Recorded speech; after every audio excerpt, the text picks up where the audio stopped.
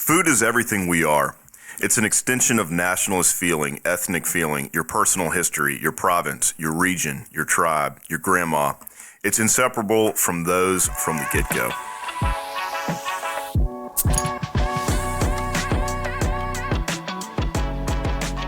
And this is Wright Brennan with the Lost in the Midlands podcast, sponsored by Midland Stumpster Services and C. Wright Roofing. And today I'm here with a special guest. He is an entrepreneur. He is a networker. He is an artist and a chef. Mr. Ben Chong with GringoNInja Private Chef Service. Thanks for coming on, man. No problem. Thanks for having me. Yeah, I am super fired up to hear about everything that's going on now. We're in the middle of y'all's busy season, the holidays. I can tell you're a little tired. You've been cranking it out. Good for you. And but before we get into your business, kind of what's going on now, I love to dive into people's background, kind of what got you to, today's success. This journey that I've been on, Yeah. food. I love food, and food is a way we connect with almost everyone. Yeah. And sometimes when we're in the restaurant, we lose that a lot. As chefs, we don't get to see the people that we serve. We don't get to see the enjoyment. We only hear complaints 90% of the time. Yeah. And so being able to do this and starting the private chef business that we did, we got to take away a lot of that wall, and we get to focus on people one-on-one. And that's kind of like something that I love. Every job that I've ever had has been talking to people and meeting people and hearing their story. And this is the way I get to share their stories, is with my food. Yeah. Like we get to create things for them, and I get to hear about their lives, their family, which is a big part of what we do too. Is like, it's not just us cooking for you, it's us being a part of a big event for you. Like the one that brought me over 100% to doing this, I started working for Topgolf, which was a great company. I thought I was going to retire there. So I went and did this job in Charleston, and I made sushi and hibachi for them. And I went outside to take a quick cleanup real quick, come back, and everybody's crying. And I'm like, oh my God, is my food that bad? And then I was like, what did I do? And the lady pulls me to the side and she says, hey, I know you think we're weird. I'm really sorry. Your food was amazing. It just brought us back to a place. My father recently passed away. And this is the first time we've been together, and this is the food he loved. And that just I was like, oh my gosh, to be a part of moments like that, because a lot of the things we do are events, from birthdays to, graduations, but we get to be a small part of a big event, and that brings joy to me. That means to me, I'm going to bring my A game, because this is a big moment for them, and I don't want us to be lacking. The fact that we're there doing this and they're looking at it live and they get to ask questions and we get to interact. Dude, I literally, me and the guy who started this company, we were both like, all right, what do we need to do to get me aboard? And we figured everything out. And I told him, hey, look, if I'm going to come, I'm not coming to work for you. I'm coming to go somewhere else and start this and make my own version of this. And we hit Charlotte, and it was amazing. It was off and running. And then we do a 2-hour circle. So we do hit a lot of the other cities around. And we couldn't have been more blessed to be as successful as we are right off the jump. Unbelievable. I was fearing the worst, and my first... Wait, so when did it start? A year and a half ago now. No kidding. August, yeah. August was just me and my wife and my 2 kids moved to Charlotte. Yeah. We had family there. We were hoping for 12 events. We're like, if we get 12 events, we're good. Yeah. I hit 25 by myself. Killing it. Next month was even better. We started bringing some people on, and even those guys, it's funny, when I tell chefs about this job, this is what you do, they don't believe me. They're like, that's what we all dreamed about. So, I can hear the passion, and it sounds like fun, honestly. It sounds like a way more fun version of being a chef. You get that connection. Yeah.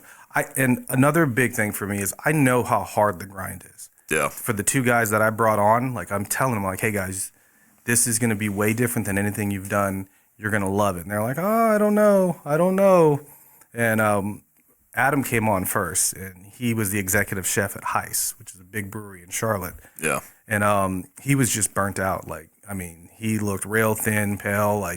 He was working 70 hours a week. They paid him salary. Yeah. And he was working, even though 70 hours, they were still calling him at home. Yeah. He needed a break. And honestly, I don't think he thought he was going to stay with me as long as he stayed. Yeah. Or he's still with me. But I swear, it was a week and a half after, he was like, dude, I love this. Please don't ever fire me. And I'm like, man, no, this is... For the love of God. Yeah. And they make a great living Yeah. But also the time that you spend with your family. Like I spend a lot of time with my family now. The point to where my wife is like, you need to get out the house so I can get stuff done. We don't get that as restaurant workers before. Like we would not have that time to make the amount of money that we needed to support our families. Okay, so your experience in the restaurant industry prior, how many different restaurants had you worked at? I only not maybe two main ones, but I did almost 20 years there. What type of restaurant were they? Japanese steakhouses. Cool. I was a sushi and hibachi guy for the longest time. Wow. Mostly Asian style cuisine. I am Korean, so I do know how to make Korean food. Yeah. Ex-wife was Laos, so I learned a lot of that cuisine. So Southeastern and Asian cuisines have always been like my forte. Yeah. Wow. And you're touching on something I've always kind of thought, like people who work in the kitchen at a restaurant are working harder than like 99% of people in the world. You're working sometimes 7 days a week. You know, you're in a hot space. You know, it's fast paced. You got to be a certain type of person. You got to be type A. You got to be highly motivated and highly energetic. It's either one or the other. The really good guys, oh man, what's the best way to put this?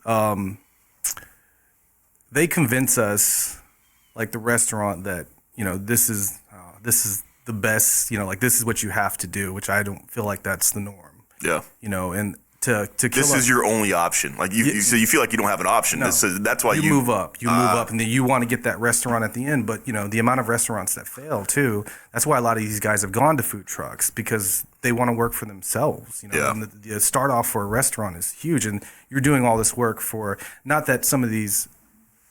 Like I've been blessed to have a lot of great owners that have taught me a lot of business. But a lot of these places that when I talk to these other chefs, the treatment they get, like they don't get a lot of like praise. It's either like, hey man, we were behind this week, or our sales aren't up, or hey look, this was bad. Hey, we had this many returns. You can only kick someone so many times before it's just like, hey, I'm just gonna show up for work, and I don't know how many creative people we might have lost over time. And just the two guys I have now, like. Man, just to see the difference in their cooking, just to see them say, hey, I just made hibachi fried rice and steak and chicken, and I loved every minute of it. And it's a basic food, not basic and good, but it's like basic style food. And they love sushi now because the creativity of what they can do and make is amazing. And when we get like the surf and turfs where they can put their own flair on stuff, man, these guys come out the woodworks. Like people know me and they're like, oh, we want you to come back and look, I'm missing this guy. You're not going to believe me. This guy is really, really good. And then they text me like, oh my God, Adam or Caleb was really, really good. This is Wright Brennan, the owner of Sea Right Roofing. When it comes to the maintenance of your roof, you want to know that you have an experienced team that knows what they're doing. And with 10 years in the business, we check all the boxes. Leaky roof, storm damage, or just overdue on maintenance, give us a call at 803-828-4181 for a free estimate. Again, that's 803-828-4181. And remember, our commitment is to roof it the right way.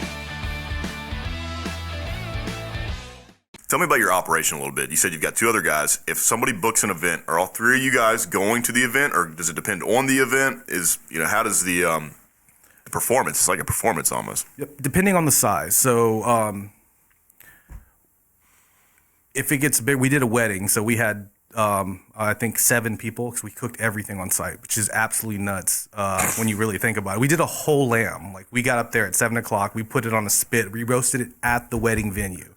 Like it's pretty crazy. That's badass. And then we did all the potatoes. We did all the Greek items we did there. The Greek charcuterie board. Everything is done on site. That's kind of our stick, Cool. Like so that way, you're getting your. Not that catering is bad, but sometimes that carryover from somewhere else, you lose something, But since it's right there, and then if something needs to get adjusted on the fly, I think we had one person that had a shellfish allergy, so we cleaned off one of the grills, pushed it to the side, and made all their food, their whole plate separate. One had a gluten allergy, same thing. We just cleaned off one of the grills, put it to the side, and we cooked everything without anything with gluten in it. So the difference between the service that you're bringing and a catering company is the on-site cooking. It's an experience. People get to see it. Is that correct? Yes. And you get to interact with the people on site as well. Yes, we get a lot of questions about food, and we love food, so we love to talk about it. We had guys who've been cooking forever, because a lot of times we come and, one of the graduations that the guy's like, hey, I usually cook, but I'm so glad that I can enjoy my son's graduation. Then they start asking, so on the flat top, you like the flat top or do you like the gas or the grill? I like the flat top because when you put all that stuff on it, it sears the coating on. They're like, oh, I never thought of that. Like this is Blackstone really that good?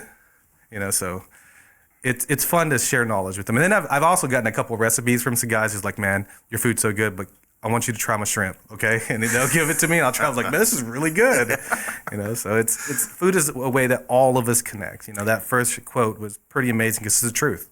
Yeah. Like, for all of us, from wherever we're from, we all associate where we grow up with food that we've had from our mothers, from our culture, from where we grew up at, and it just builds on that. And then when we get to share it, that's another great feeling. Yeah, I always wonder how many chefs Anthony Bourdain birthed. After all, like everybody's like, I want to be like that guy. He, and it may be my opinion, but he single-handedly changed the food culture beginning in America. Because if you look at between the 80s to like the early 90s, it was not saying that they're bad, but it was a lot of fast food. It was a lot of like Chili's, Applebee's. He went to these other countries and showed people this is what you should be eating. These people are making great food out of the back of their kitchen, and it's not processed, it's fresh. And so if you look at the culture of what we're expecting to eat now and all these restaurants that we have, these small businesses where they're doing that fresh food, that it's not just a pre-made package that they're getting from Cisco or something like that. Not saying that any of these companies are bad too. That's still like a place for all of these. You can be honest. But the creativities for us in general got to be bigger. We got to actually like make stuff. Like you see a lot of these restaurants now in, some of the cities I came from, Atlanta, honestly, you got to be good. Like if you're not, it's competitive. Yeah, Charlotte too. Now Charlotte's got a lot of great like little food halls, little places. I'm blown away. I was here 9 years ago. I came back and unbelievable how much it's changed. Like how here in like Columbia, Lexington area. Charlotte. Charlotte. This is Charlotte. So just their whole food culture and change. Like they have a food hall that's 75% like almost reminds me of like an Asian market. Like they have all these little fresh little stalls that you can get like udon, you can get fresh made dumplings, you can get bento boxes, you can get Korean food, which is kimchi, which is I was like, oh, I'm gonna order this, and I was like, this is actually really good, it's all made there, and it's great to see that in our culture as now, like we are getting so much into getting better food, and that's where a lot of the basis of what we need to live healthier lives with.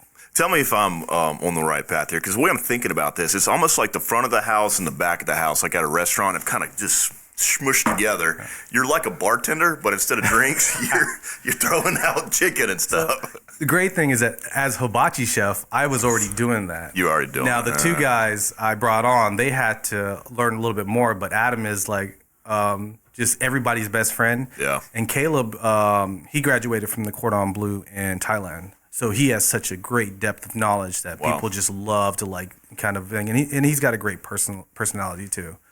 But like I said, it's just, like you said, it's a mixture of the two. But we are doing something that we love now. And you can see it in all our food. You can hear it in their voices. You can see the excitement whenever I'm like, hey, I got an event for you, and this one's going to be wild. So you ready? And they're like, yeah, we're ready. Heck yeah. Let me ask you this.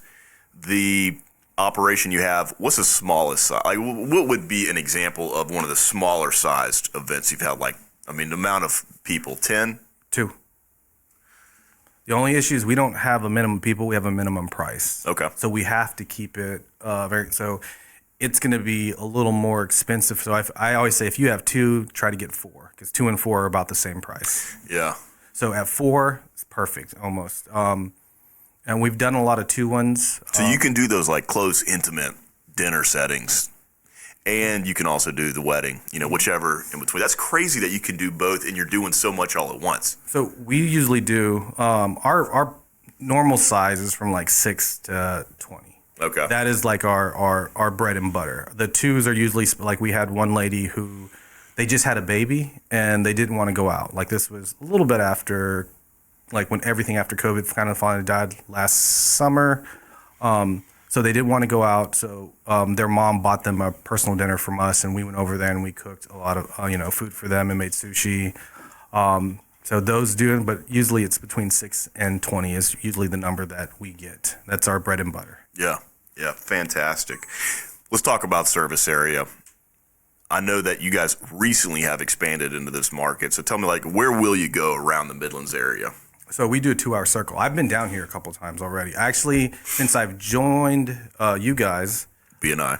Rock and roll. I didn't know if I was allowed to say that. So B&I. It's a big secret. So I think some of you guys have maybe been sharing or like the posts that I make. Yeah. So I actually have one in Lexington on Saturday already. Oh, wow. One in Columbia and one in Lancaster.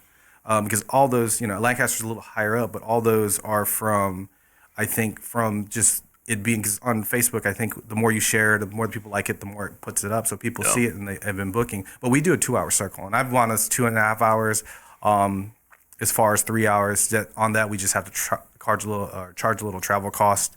The further ones out, we always tell people, like, if you got 6 people, we probably won't be able to do it. You need to find more friends. No, I'm just kidding. Like have like 12 to 15 people, so that way it makes sense for us monetarily. That's funny. You guys say, hey, do you know anybody else? Come on, man. Yeah, you need to make more friends if you want us to come out there. That's 2 hours and 40 minutes away. Well, what advice would you give to somebody who's interested in getting into the food and beverage? Do it. I am not a jumper. Ricky, the guy who started this, was like, man, if you're going to just do it, do it. What's the worst that can happen? You fail, come back and work for me. And I jumped and didn't look back and just thought in my whole head, like, I had been thinking about doing stuff like this for years. And I just didn't do it. Like, people will give you advice, ask questions. Just do it. If you fail, go back and start again. It's cool. I love that. The advice is don't think about it. Sometimes that is what you need to hear. Quit weighing the options. Just keep moving. Beautiful. Where can we find you? Like, if somebody's interested, a customer's like, how do I book? Where do they got to go? GringoNInja.com. And that'll have all of the cuisines we do on the reservation tab. Also, too, please, I always want everyone to remember that we're a personal chef service. So if there's something on there that you don't see, or if you want us to adjust stuff, like, all of us will easily tailor a menu to you. Like, one of our sayings is, don't be at the mercy of a menu. Awesome. Any final message you'd like for the viewers? Do it. Do it. Yeah. Hey, welcome to the Midlands, man. It's good to have you here. All right. Thanks for coming on. Thank you for having me.